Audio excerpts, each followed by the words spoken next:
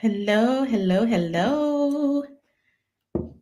Happy Cinco de Mayo. We'll be getting started in just a second. Hi, Instagram. Thank you for joining us on today. How are you? How are you? We'll get started in just a second. We'll get started in just a second. So today, y'all, today, we're gonna have a conversation. Now, I kind of knew when I started this that yeah, it was gonna be a hard topic. It was gonna be a heavy topic, and I actually contemplated on whether or not I should even do it. It's like, yeah, should I do this? I know that people are struggling with Mother's Day.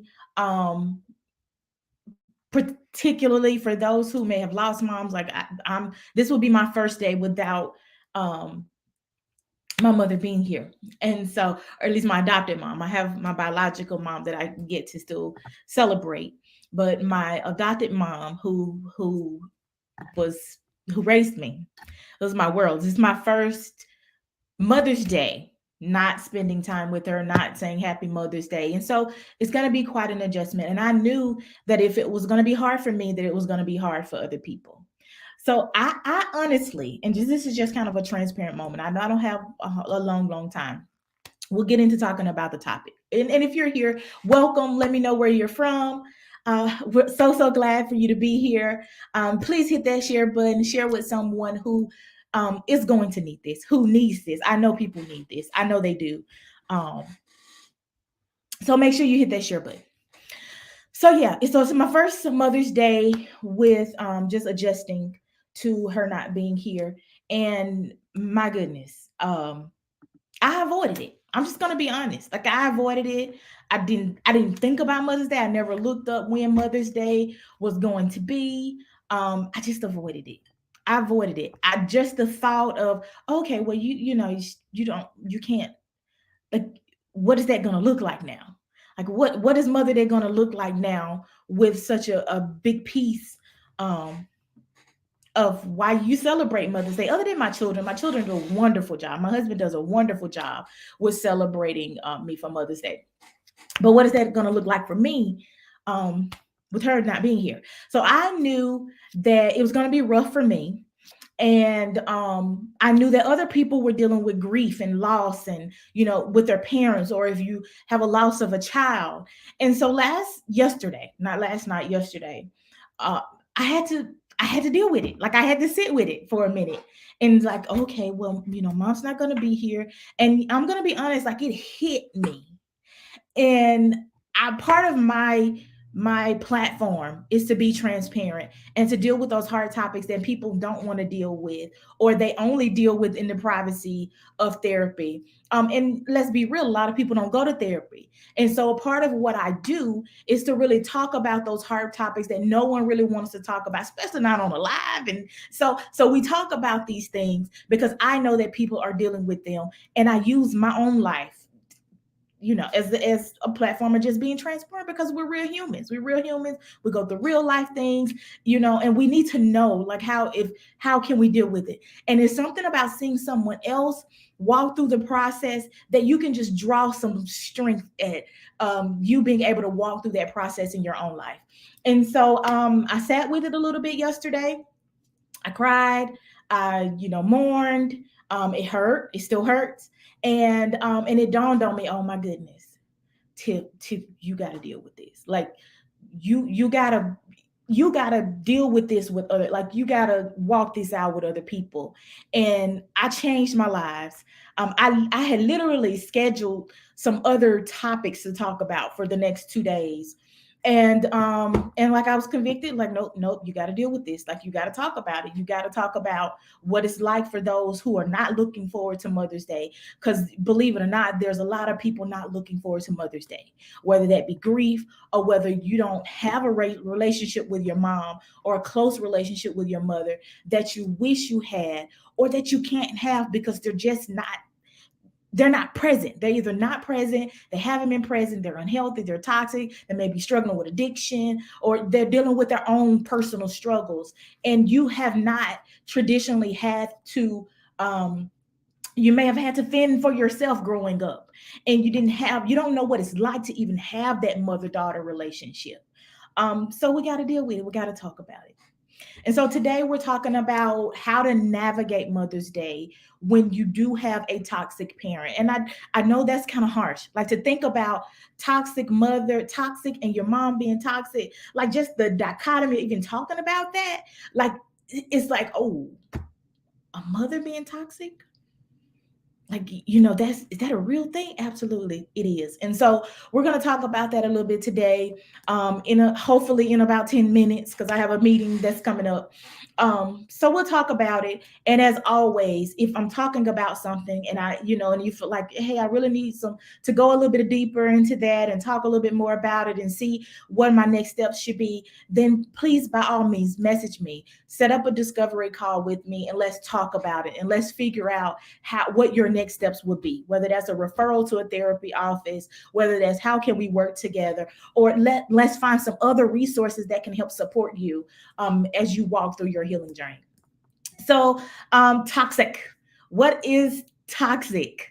Y'all know I'm going to start off with some definitions, because, that's how we roll over here. We don't just throw out stuff and not give some definition about it. So, when we talk about toxic, in the terms of a relationship, toxic usually means that there's some form of abuse present in that relationship. Now, with a parent, let's just scratch relationship, a parent relationship, mother relationship, all of his relationships, but today we're just talking about mother. So let's scratch relationship and let's just say parent, mother. So that means that there's some form of abuse that is present in your relationship with your mother. And usually when we say abuse, we think about, oh, there's some, maybe there's some physical abuse, and there may have been. Maybe there's some sexual abuse, and there may have been. Maybe there's some childhood abuse, or some neglect, or, abandonment. Maybe all of those are under the umbrella of trauma and some form of abuse or neglect. All of those. So when we say toxic, that means that bond was never formed because your parent was probably dealing with some things in their personal life that they could not show up for you, and they did not treat you very well. And they may still don't treat you very well. They may still say emotionally abusive things to you and put you down, and manipulate you, and try to be controlling and control your life and control different aspects. All of those are signs of that your parent may have been a toxic parent, or your mother is a toxic mom. So I want to look at some other signs that you are dealing with a toxic mother, that your mother is a toxic mother, because there are some. So what if your mother that you grew up with, or whoever raised you that served in a mother role, is always putting down your accomplishments? Like, you feel like nothing that you can do is ever good enough for them, and even if you do it, they're always saying, oh, but they could do better, you could have done better, or you could there nothing that you do is ever good enough, no one that you could be with is ever going to be good enough. And you literally feel like being around them is sucks the life out of you. Like, you shrink back, even if you're an adult, you shrink back to being a child around them. And you don't know why, like, why are all these feelings going on in my heart towards my mother? Like, it's my mother. I'm supposed to be celebrating my mother for Mother's Day. We're supposed to be going out to eat, and we're supposed to have this mother and daughter bond where I can call her and talk to her about certain things. And I know that if no one else understands me, my mother understands me. But what if you don't have that kind of mother? What if your mother's always saying hurtful things to you, or always pointing out your flaws, and always saying that comparing you with your siblings, and saying that your siblings are better than you, and that other people are better than you, and you're nobody, and they're always saying these abusive, manipulative things to you that really do, like, just shatter your self-esteem, or your self-esteem, and then your identity and how you see yourself, then that's chances are you're dealing with a toxic mother. Or what if she just lacked empathy? Like, if you saw the form, the little sheet, I can't even talk today. Like, what is the graphic that I put out about a toxic mother, and you saw the mother who was just kind of standing off to herself or sitting off on the side of the couch while the daughter was on the edge of the couch and she has tissue in her hand and she's crying her eyes out, and apparently she's hurt from something, and then the mom is just sitting there just unemotional, blank, not knowing how to console, not knowing how to be nurturing, or not knowing what to say, and not knowing even how to say, or even caring to know what to do or say in that moment, because what they got going on is always more important to you than you, my friend, may have experienced a toxic mother. So, what are some effects of a toxic mother? Like, what are some effects? Of course, we talked about like your self-esteem being impacted, because it does impact your self-esteem. Anytime someone's putting you down and being abusive towards you, or emotionally abusive, physical abusive, sex, anytime, it dwindles away at how you view yourself, and it also dwindles away of how you see other women, and it dwindles away at how you show up in the world. Like, you don't really know how to show up in the world, because what mothers do is mothers usually are the best example that we have of identity as a woman, or even identity as a woman. But it's almost like mothers pave the way for how we supposed to show up in the world, and how we interact with other people, and how we interact with the opposite sex. Like, mothers are usually our first example of that. But what happens if you don't have that? You don't have that mother, and she's, always downing you, and, your identity of yourself is impacted. So even though you may not have her there in your ear all the time, what happens is the psychological impact of having that throughout the years and experiencing that out throughout the years is always still there. It's still there. So it's almost like this little voice that's in your head that, oh, you're not good enough, or you're not this, and you're not going to ever measure up to anyone, and you might as well just fail, or you're a loser. Like, you still have that voice. And in therapy, what we literally do sometimes is we'll ask, well, whose voice is that you hear? Whose voice is that? Is that your voice? Or are you hearing the voice of your mother? Whew. Yeah. This can be kind of heavy. Okay. So what happens? You're there. You see, your parent may have had some may have abused you in some kind of way, or you have some kind of psychological impact that's still there, and you're not looking for, let's be honest, you're not looking forward to Mother's Day. You don't even know whether or not you want to do anything for your mother for Mother's Day. Let me help you, because I think we can kind of feed the narrative that people are supposed to be close to a parent, or supposed to be with a parent, or supposed to not want to draw boundaries around that relationship. Let me help you that you can. There is a way that you can navigate Mother's Day with keeping yourself, your emotions, your keeping your heart intact, because you should be protecting your heart.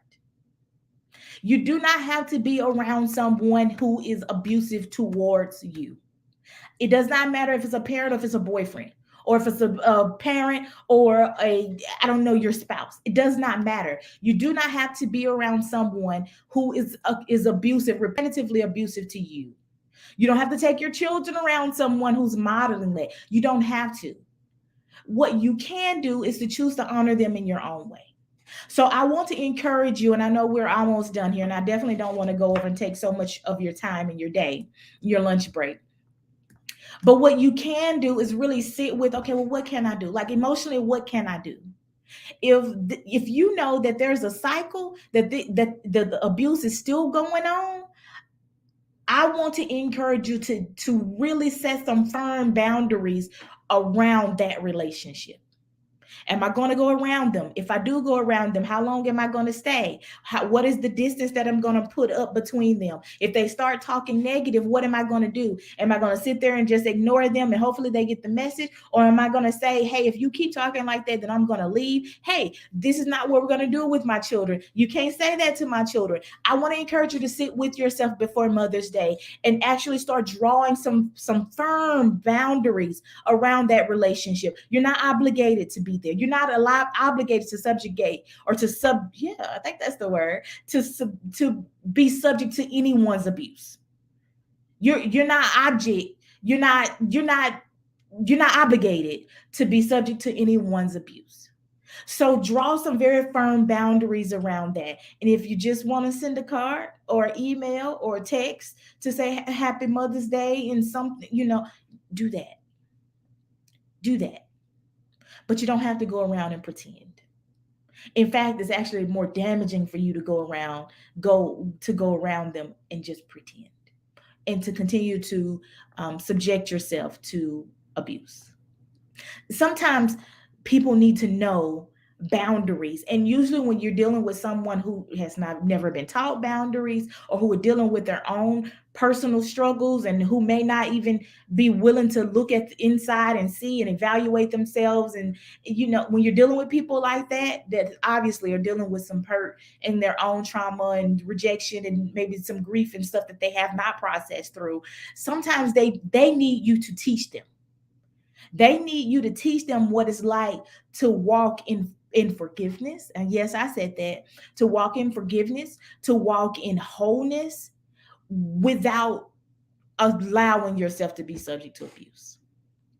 Some people don't know what a relationship is like outside of abuse, but you can teach them. You can teach them. That may have worked on your watch, but it ain't working on mine. I love you. Thank you for bringing me into this world.